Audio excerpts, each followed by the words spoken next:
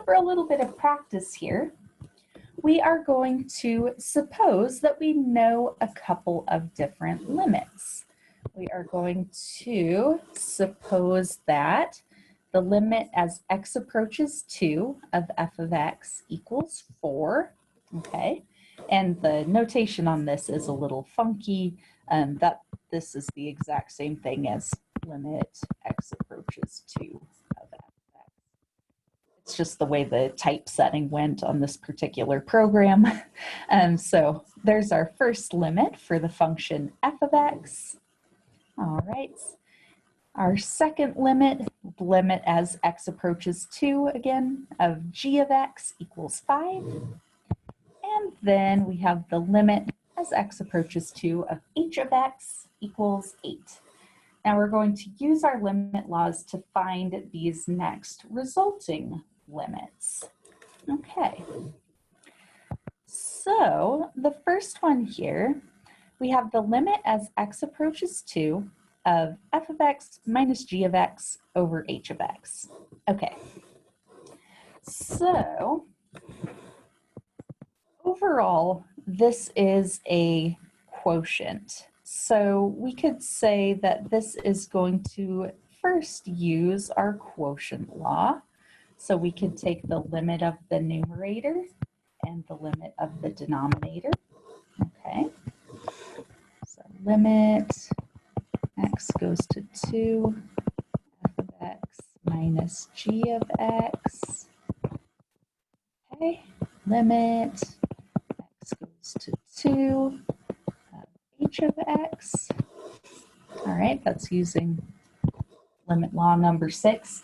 Even though you don't have to memorize the numbers, I'll just label what law I'm using. That way we can follow the steps here. And then we'll see up in the numerator of that overall fraction that we have a difference of two functions up here. We've got the limit as x approaches 2 of f of x minus g of x. All right, so we can apply the difference law, law number 2 there. Okay.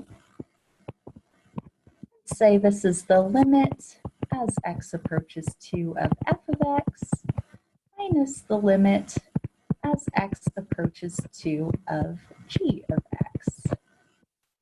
Okay, all over limit x approaches 2 of h of x. Okay.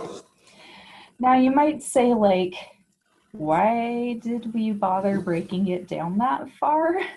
And the reason for this, why we've broken it down to this point, is that now we have values for all three of those terms.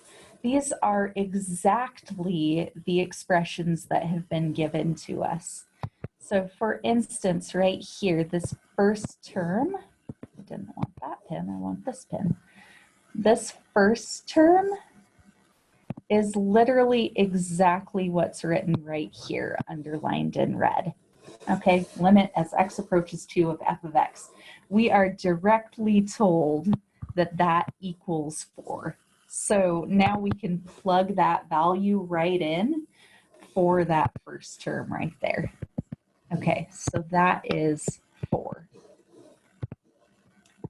And then our second term in the numerator, all right, this expression is exactly what's written right here, the blue underlined one. So we can plug in the value 5 for that expression. Okay. Oops. And then down in our denominator, you can probably tell where this one's going. This is our last limit expression, limit as x goes to 2 of h of x. That equals 8. We are told by the problem what that is. So we can put an 8 right there safely. Okay. And so now that we've been able to plug the values in, we can compute the limit, and it is -1/8. All right. So for the remaining two example problems here, you can ideally break them down step by step like that until you see these three underlined expressions pop out. But you'll probably notice a little shortcut going on here. Okay, for instance, well, let's see. Well, C is very clear here. That's directly law number 6. Well, in B, you might notice the shortcuts. So the shortcut here is if you can spot the limit values, you can plug in the limit values where the functions are written, f, g, and h. We're going to plug in the values of 4, 5, and 8, essentially right there.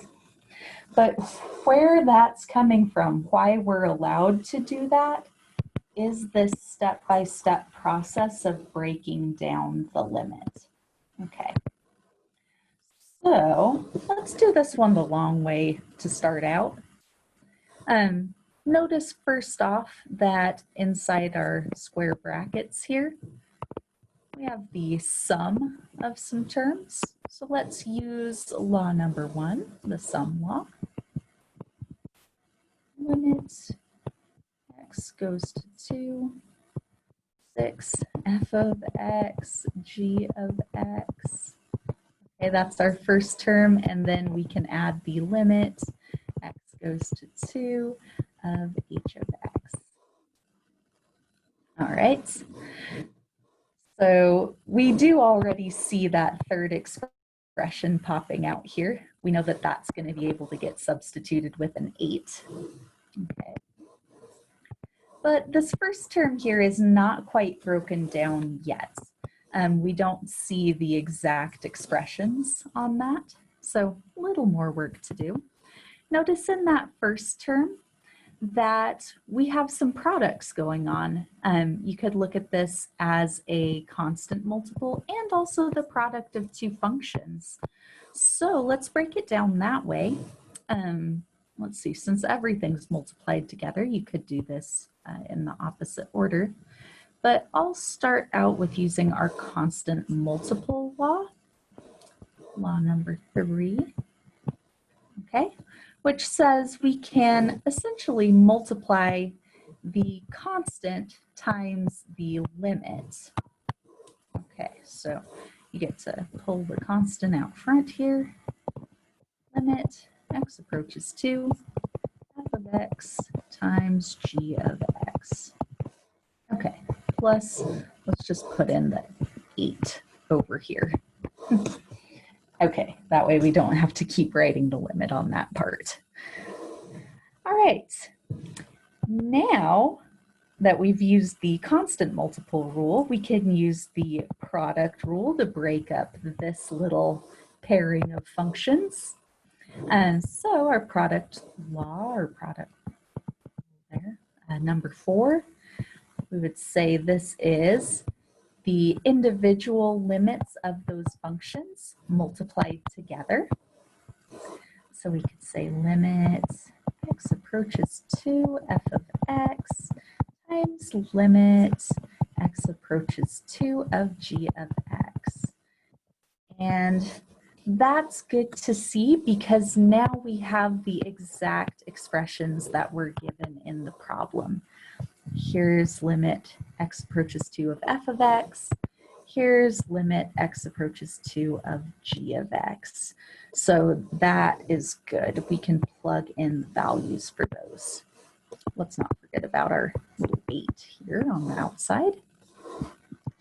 Okay, so we're going to have 6, and then the 4, and then the 5, and then plus 8. Okay, and so we end up getting 128 for our overall limit there. Okay, so now if you don't want to break this down every single step by step there like that, that is okay. So the shortcut for this, I'll do the shortcut down here. Okay, limit x approaches to 6 f of x, g of x plus h of x. Okay. Is to put in the values of the limits for those functions where the function name is written. So we'll have our 6, and then f of x, that one has a limit of 4, and then g of x has the limit of 5, and then h of x has the limit of 8. And so you can see we're going to end up with the same answer here. 6 times 4 times 5 plus 8 is 128.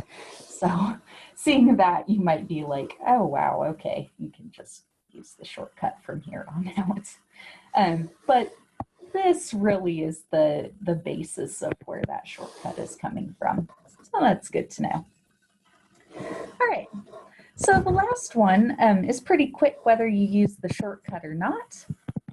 This is directly law number 6, our power law, because it is the function g of x getting raised to the third power. So that is literally just our limit as x approaches 2 of g of x. That limit is getting raised to the third power. And we can see from our little given things here, or given expressions, that limit is 5. So we have 5 to the third, giving us a limit of 125. Boom. Okay, so yeah, these are the limit laws. They are algebraic ways to find the limits of new functions if you already know the limits of some older functions. So considering f, g, and h to be the old functions, we could find the limits of these 3 newer functions just by taking combinations of the old stuff. All right,